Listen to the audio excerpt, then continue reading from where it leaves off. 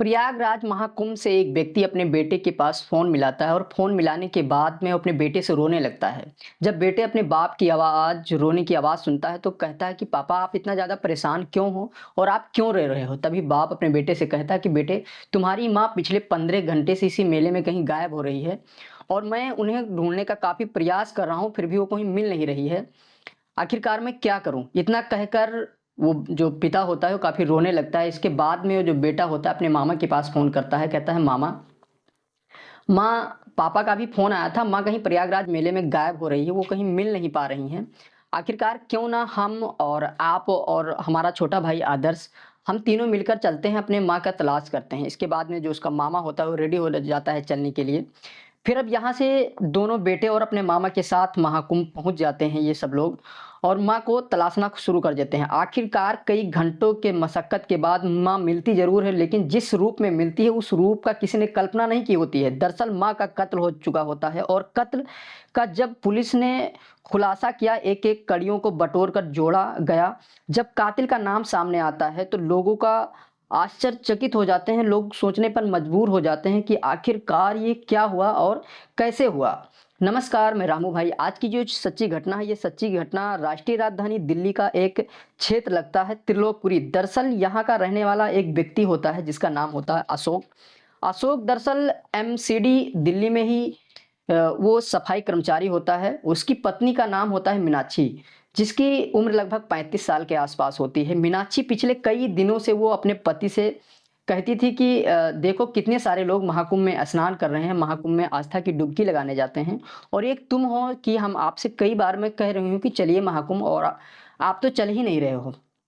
जब ये अशोक सुनते हैं तो कहते हैं चलो ठीक है, हम भी वहाँ चलने का प्रयत्न करेंगे और इसके बाद में वो धीरे-धीरे तैयार होते हैं। तैयार होने के बाद में अब ये 17 फरवरी को अपने घर से निकलते हैं और सीधा महाकुंभ के लिए अपनी पत्नी को साथ लेकर के पहुंच जाते हैं। 18 फरवरी 2025 को दिन भर वो स्नान करते हैं, इसके बाद में दर्शन करते हैं और इसके कुछ ही पलों में जो उनकी पत्नी होती है, एक भीड़ का रेला आता है और उसी भीड़ में उनकी पत्नी का हाथ छूट जाता है। अब ये अपनी पत्नी को आवाज़ भी लगाते हैं, अब काफ़ी प्रयास करते हैं लेकिन उनकी पत्नी नहीं मिलती है। अब ये पिछले 15 घंटे में क्या-क्या करते हैं इसका कोई पता नहीं होता है। आखिरकार पीछे पता चलता है कि आखिरकार होता क्या है।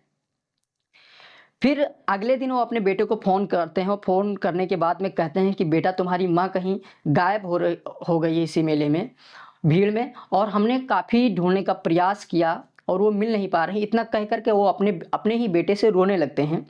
इसके बाद जब बेटा इनकी रोने की आवाज़ सुनता है तो अपने छोटे भाई आदर्श के पास फ़ोन करता है, कहता है कि भैया पापा बहुत ज़्यादा परेशान हैं और माँ कहीं महाकुंभ मेले में खो गई है और मिल नहीं रही है और पापा बहुत ज़्यादा परेशान हो रही हैं। दरअसल जो उसके पापा की होती है उनकी उम्र लगभग 38 साल के आसपास होती है और माँ की उम्र लगभग 35 साल के आसपास होती है। अब ऐसी स्थिति में बड़ा भाई अश्विनी और छोटा भाई जो आदर्श होता है ये कहते हैं माँ खो गई है, मिल नहीं पा रही है, हम दोनों लोग महाकुंभ को चलना चाहिए और माँ का पता लगाना चाहिए। पापा बहुत ज़्यादा परेशान हो रहे हैं। अब ये दोनों भाई अपने मामा के पास फ़ोन करते हैं, कहते हैं कि मामा माँ खो गई है और मिल नहीं रही है।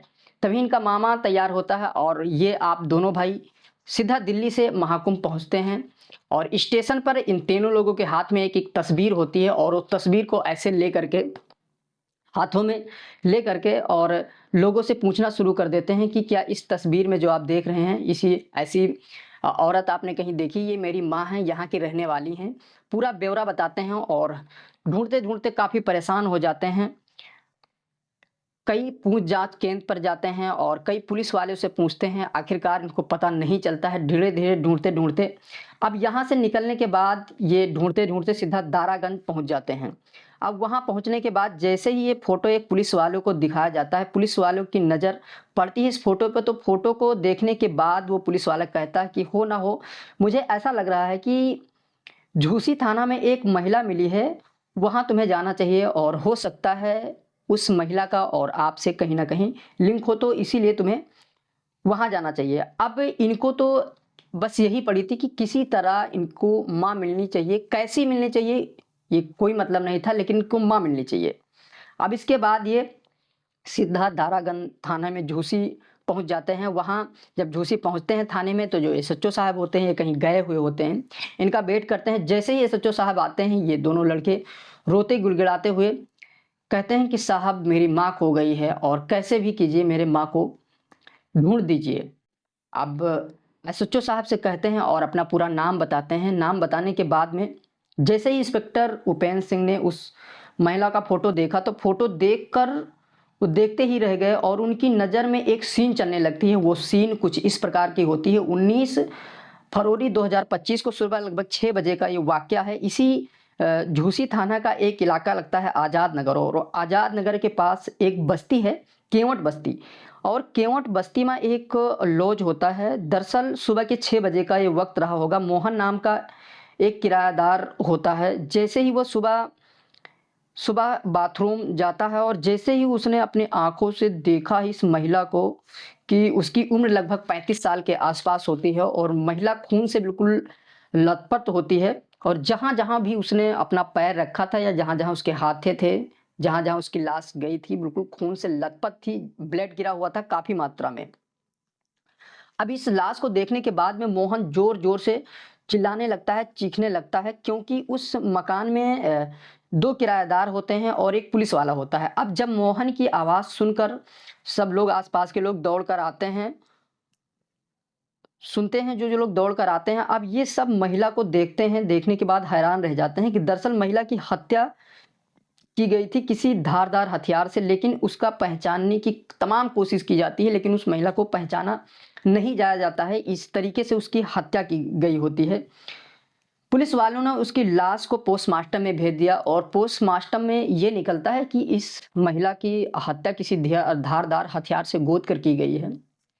पोस्टमार्टम के जाने के बाद में एक पोस्टमार्टम का नियम होता है कि अगर जो कोई लाश वहाँ जाती है और उसका कोई जानकार नहीं होता है, उसका कोई जाँच पड़ताल नहीं हो पाता है कि इस लाश का मालिक कौन है, तो उस लाश को 72 घंटे के लिए उसी वहाँ रख दिया जाता है कि अगर यदि 72 घंटे में इसका जानने वाला कोई आता है तो उसे दे दिया जाएगा। यदि 72 घंटे में नहीं आता है, तो 72 घंटे के बाद में उस लाश को पुलिस द्वारा या कोई संस्कारिक आस्था संस्थान द्वारा या किसी और के द्वारा उसका दाह संस्कार कर दिया जाता है।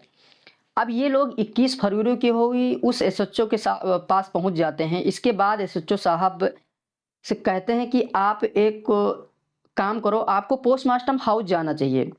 तभी वो पुलिस वालों को बुलाते हैं और एक पुलिस वालों से कहते हैं कि इन तीनों लोगों को तुम पोस्टमार्टम हाउस लेकर जाओ और उसके बाद जो महिला मिली है उस महिला को दिखाओ। हो सकता है इन लोगों का कोई उस महिला से लिंक हो।